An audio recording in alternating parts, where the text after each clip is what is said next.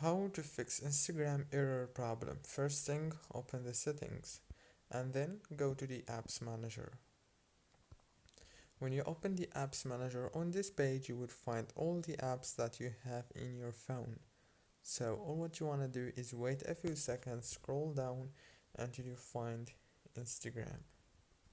When you find it, just click on it like this and then click on this data usage here. Disable all these options and enable them back again. Go back, click on the storage right here. Now all what you want to do is click on clear data and delete. That's it. Now all what you want to do is reopen Instagram and the problem must be solved.